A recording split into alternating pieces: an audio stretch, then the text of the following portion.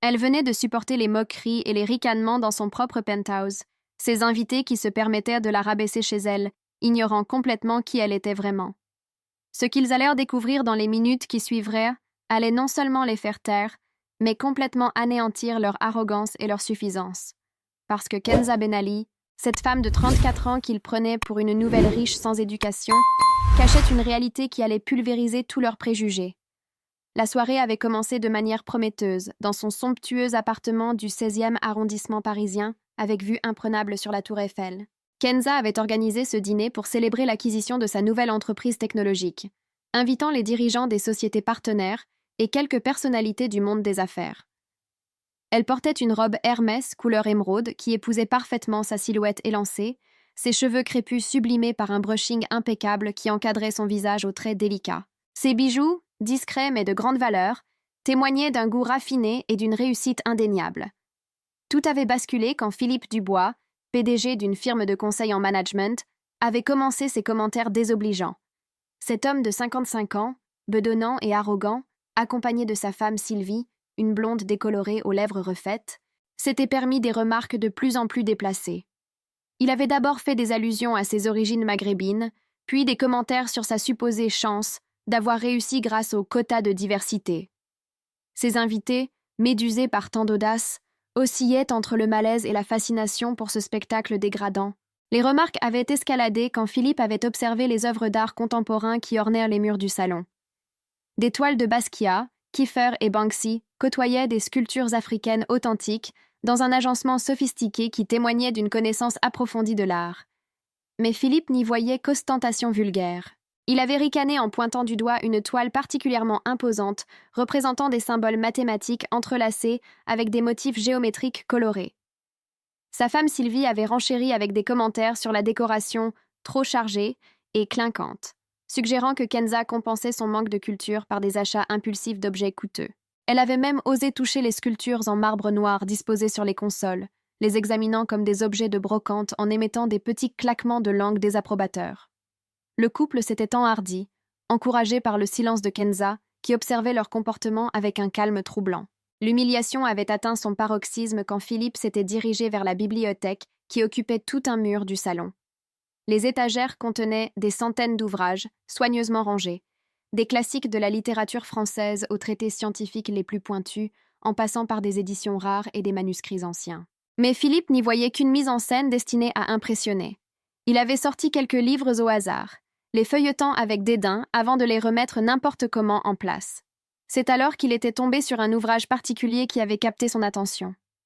Un livre épais à la couverture sombre, rédigé dans un langage mathématique complexe qu'il ne comprenait manifestement pas. Il l'avait ouvert à une page couverte d'équations et de diagrammes, puis avait éclaté de rire en s'adressant aux autres invités présents. Sa voix résonnait dans le salon feutré avec une condescendance insupportable.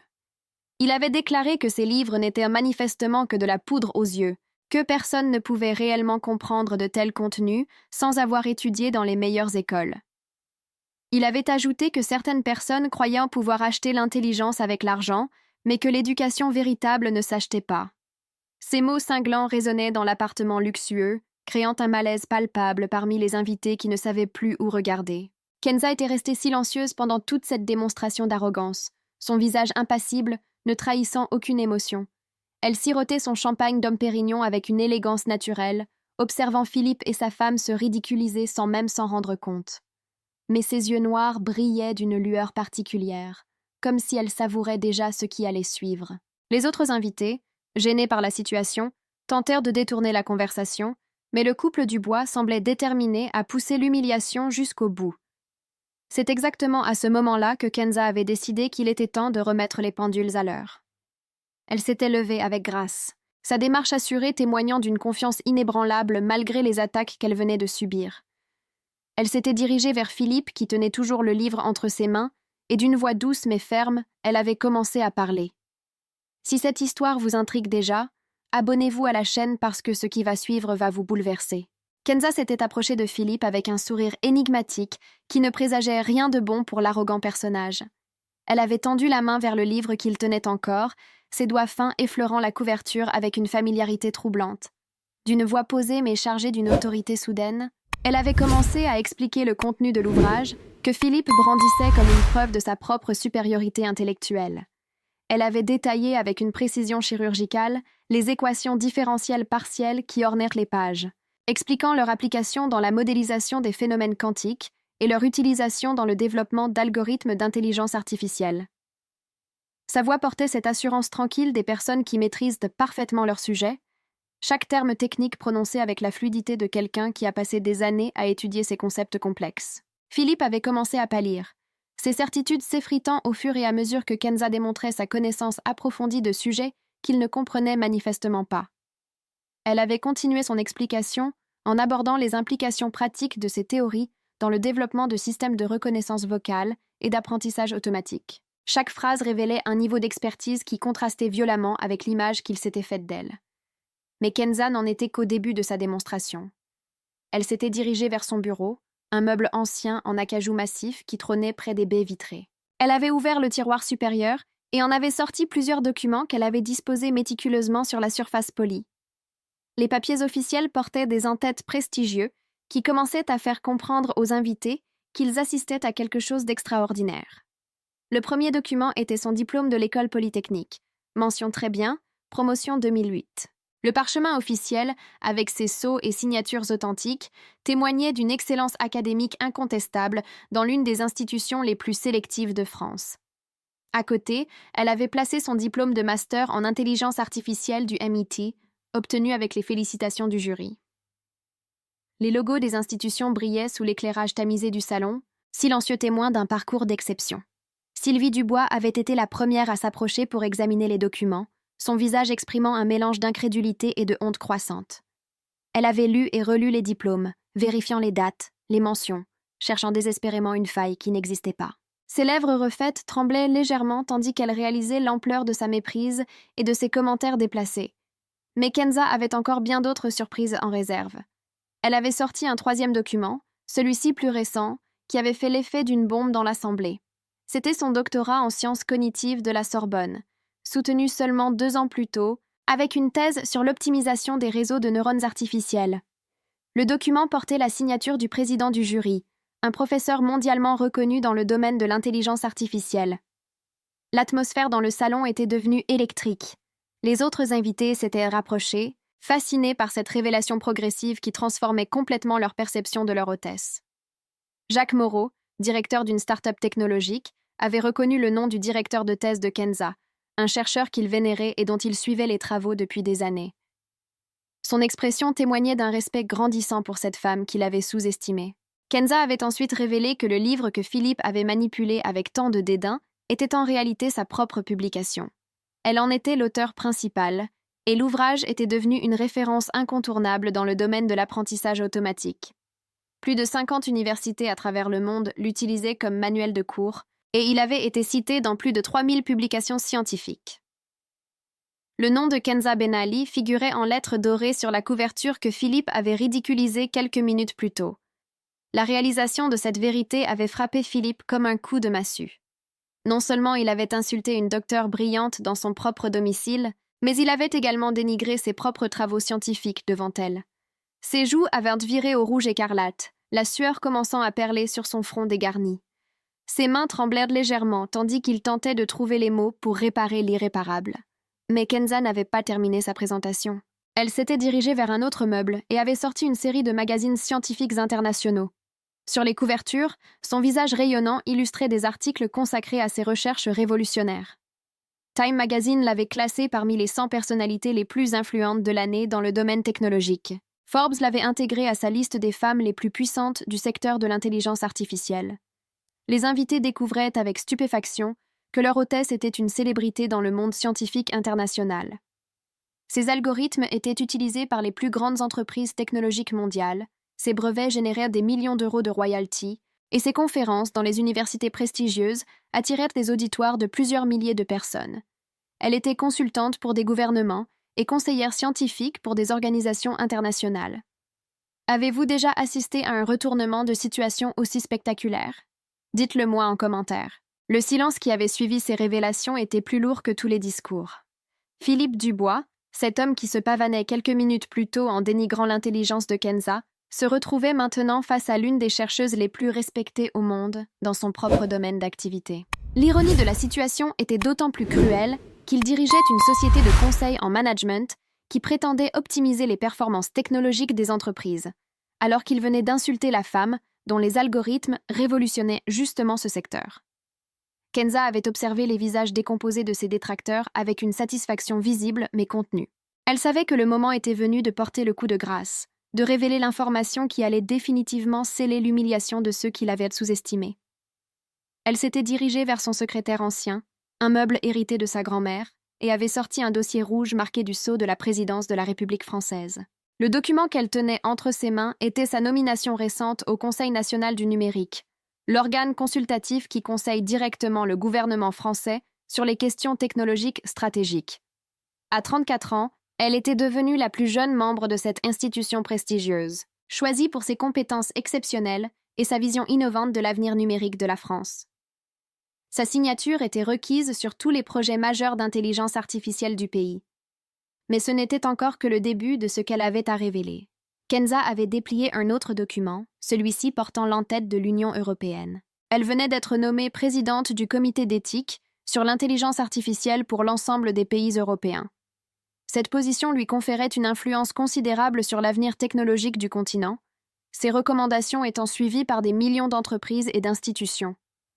Philippe avait tenté de balbutier des excuses, mais sa voix était étranglée par l'ampleur de sa bévue.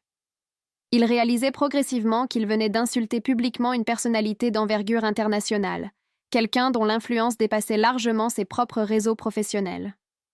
Pire encore, plusieurs des invités présents étaient susceptibles de rapporter cette scène, compromettant définitivement sa réputation dans les cercles d'affaires parisiens. Sylvie Dubois était devenue livide, ses mains tremblant visiblement tandis qu'elle réalisait les implications sociales de leur comportement.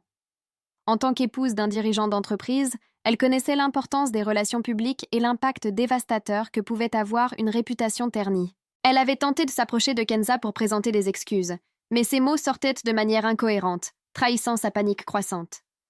C'est alors que Kenza avait révélé l'information la plus dévastatrice de toutes. Elle avait expliqué que sa société de conseil technologique avait récemment remporté un appel d'offres gouvernemental de 150 millions d'euros pour développer la stratégie d'intelligence artificielle de la France. Ce contrat, le plus important jamais attribué dans ce domaine, faisait d'elle l'une des entrepreneuses les plus influentes du pays. Ces décisions allaient affecter l'avenir technologique de millions de Français. L'Assemblée avait accueilli cette nouvelle avec un mélange d'admiration et de stupéfaction.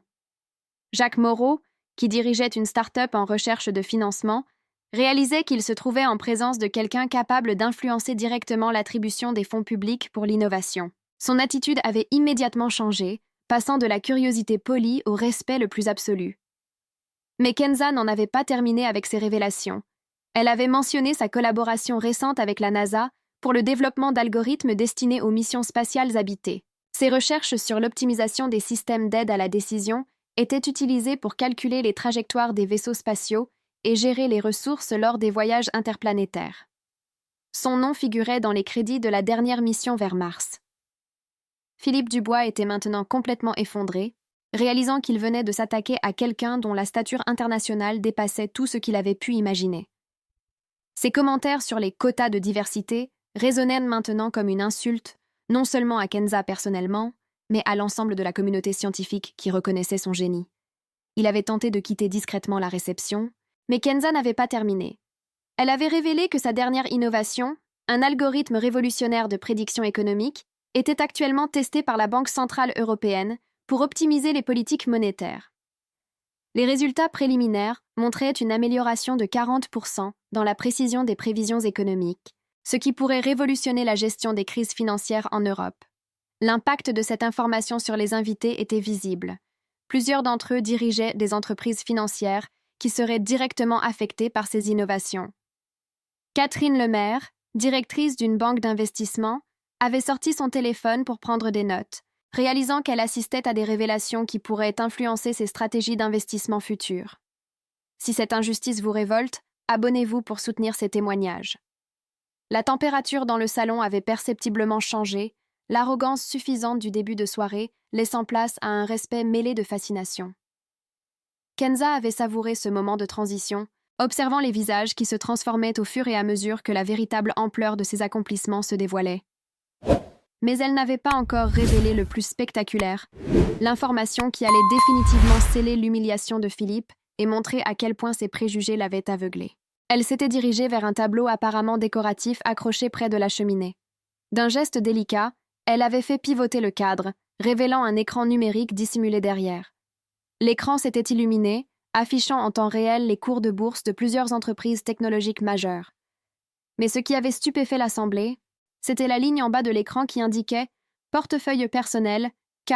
Ben Ali, valorisation actuelle, 847 millions d'euros ». Cette révélation avait fait l'effet d'une bombe dans le salon feutré. Kenza n'était pas seulement une brillante scientifique ou une entrepreneur prospère, elle était l'une des femmes les plus riches de France. Ses brevets et ses participations dans diverses entreprises technologiques avaient généré une fortune colossale, qui la plaçait parmi les personnalités les plus influentes du pays, bien au-delà des cercles scientifiques. Philippe avait pâli davantage encore, si c'était possible. Il dirigeait une société de conseil qui affichait un chiffre d'affaires de 15 millions d'euros annuels, considéré comme respectable dans son secteur. Mais face aux 800 millions de patrimoine de Kenza, ses propres réussites semblaient dérisoires.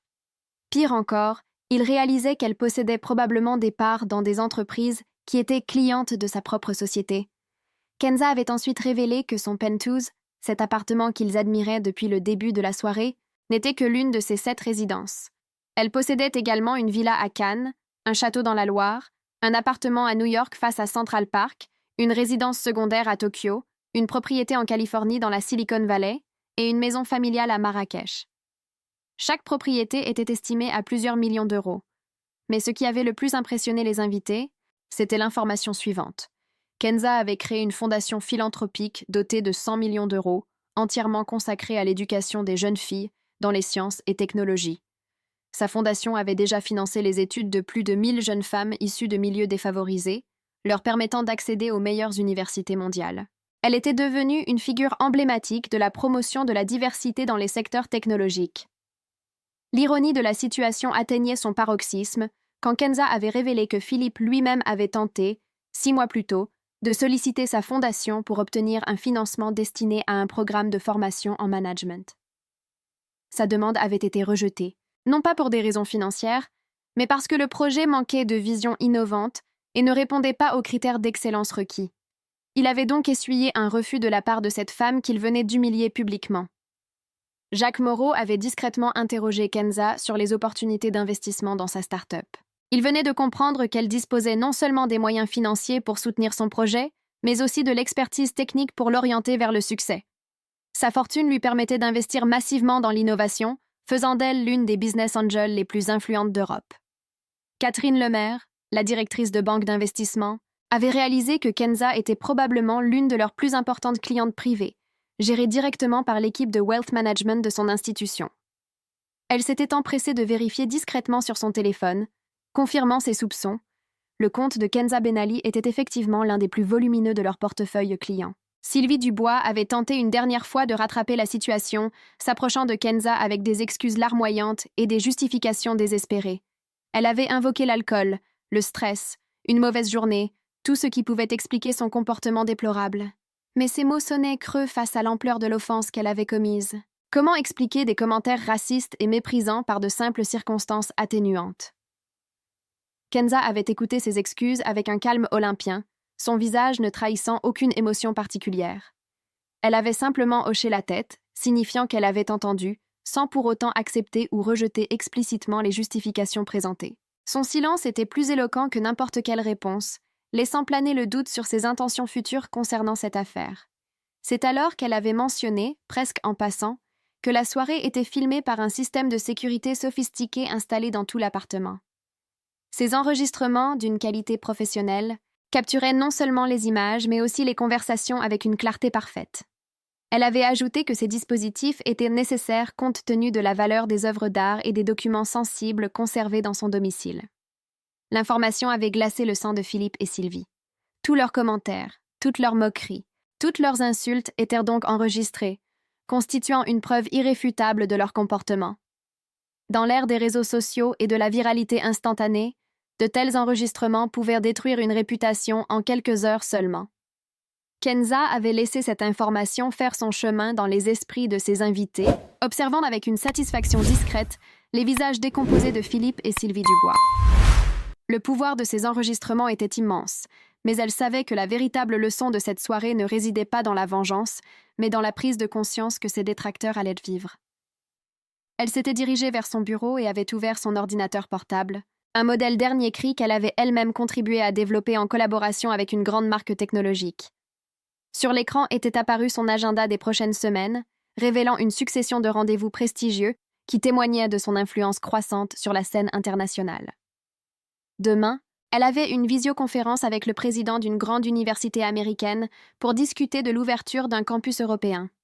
La semaine suivante, elle devait s'envoler pour Singapour afin de conseiller le gouvernement local sur sa stratégie d'intelligence artificielle. Mais c'est l'entrée du vendredi suivant qui avait particulièrement retenu l'attention de l'Assemblée. Un déjeuner à l'Élysée avec le président de la République française. Cette réunion, programmée depuis plusieurs mois, visait à définir les orientations stratégiques de la France en matière d'innovation technologique pour les 10 prochaines années. Kenza était l'une des 3 personnalités consultées directement par le chef de l'État sur ces questions cruciales pour l'avenir du pays. Philippe avait réalisé avec horreur qu'il venait d'insulter publiquement une conseillère directe du président de la République. Ses connexions politiques et économiques dépassaient tout ce qu'il avait pu imaginer. Pire encore, sa société dépendait partiellement de contrats publics et de subventions gouvernementales qui pourraient être compromis si cette affaire venait aux oreilles des décideurs parisiens. Kenza avait alors révélé l'information qui allait définitivement clore cette soirée mémorable. Elle avait expliqué qu'elle venait de recevoir une proposition du Forum économique mondial de Davos pour devenir la plus jeune présidente de leur conseil scientifique. Cette nomination, si elle l'acceptait, ferait d'elle l'une des femmes les plus influentes de la planète dans le domaine technologique, avec un impact direct sur les politiques d'innovation de dizaines de pays. L'Assemblée était maintenant complètement subjuguée par cette succession de révélations. Les autres invités, qui avaient assisté en silence à l'humiliation de Philippe et Sylvie, réalisaient qu'ils se trouvaient en présence d'une personnalité d'exception dont l'influence dépassait largement les frontières françaises. Plusieurs d'entre eux avaient discrètement échangé leurs cartes de visite, espérant maintenir un contact avec cette femme extraordinaire. Mais Kenza n'avait pas terminé. Elle avait révélé que sa prochaine innovation, un système d'intelligence artificielle capable de prédire et de prévenir les crises humanitaires, était en cours de test avec les Nations Unies. Cette technologie révolutionnaire pourrait sauver des millions de vies en anticipant les catastrophes naturelles, les conflits armés et les crises sanitaires. L'ONU envisageait de déployer ce système à l'échelle mondiale dans les 2 prochaines années. Catherine Lemaire avait demandé timidement si Kenza envisageait d'introduire sa société en bourse. La réponse avait été stupéfiante. Plusieurs banques d'investissement internationales lui avaient déjà proposé des valorisations dépassant les 5 milliards d'euros pour une introduction sur les marchés financiers. Elle hésitait encore, préférant maintenir son indépendance pour pouvoir orienter ses recherches selon ses propres valeurs éthiques. Philippe avait tenté une dernière fois de présenter des excuses, mais ces mots étaient maintenant complètement inadéquats face à l'ampleur de ce qu'il avait découvert. Comment s'excuser auprès de quelqu'un dont l'influence dépasse celle de la plupart des ministres? Comment rattraper des commentaires racistes adressés à une personnalité qui conseille directement les plus hauts dirigeants mondiaux? C'est alors que Kenza avait pris la décision qui allait marquer définitivement cette soirée. Elle s'était dirigée vers son système de sécurité et avait commencé à télécharger les enregistrements de la soirée. Mais au lieu de les menacer de diffusion, elle avait fait quelque chose d'inattendu. Elle avait effacé les fichiers devant eux, supprimant définitivement toute preuve de leur comportement humiliant. Son geste avait sidéré l'Assemblée. Alors qu'elle détenait les moyens de détruire socialement et professionnellement le couple Dubois, elle choisissait la clémence. Elle avait expliqué que la vraie grandeur résidait non pas dans la vengeance, mais dans la capacité à élever le niveau du débat. Son succès n'avait pas besoin d'être construit sur la destruction d'autrui, même de ceux qui l'avaient méprisé. Philippe et Sylvie étaient maintenant en larmes, réalisant non seulement l'ampleur de leur erreur, mais aussi la noblesse de caractère de cette femme qu'ils avaient si mal jugée. Leur soulagement était immense, mais leur honte était encore plus profonde. Ils venaient de recevoir une leçon d'humanité de la part de quelqu'un qu'ils avaient tenté d'humilier. Kenza avait conclu la soirée en expliquant que cette expérience lui avait rappelé pourquoi elle consacrait une partie de sa fortune à lutter contre les préjugés et promouvoir l'égalité des chances. Chaque jour, des personnes talentueuses étaient sous-estimées ou discriminées à cause de leur apparence, leur origine ou leur genre. Son succès lui donnait la responsabilité de changer cette réalité. Les invités avaient quitté l'appartement, transformés par cette soirée extraordinaire. Ils venèrent d'assister à une démonstration magistrale de ce que signifiait vraiment la réussite. Non seulement l'excellence académique et professionnelle, mais aussi la capacité à transformer l'adversité en force positive. Philippe et Sylvie, pour leur part, avaient quitté les lieux en silence, emportant avec eux une leçon d'humilité qu'ils n'oublieraient jamais. Cette soirée était devenue légendaire dans les cercles parisiens, non pas à cause du scandale qu'elle aurait pu provoquer, mais grâce à l'exemple de dignité et de grandeur d'âme qu'avait donné Kenza Ben Ali. Elle avait prouvé que la véritable force ne résidait pas dans la capacité à écraser ses détracteurs, mais dans celle de les élever vers une meilleure compréhension de l'humanité. Si cette histoire vous a inspiré, partagez-la et abonnez-vous à la chaîne pour plus de témoignages.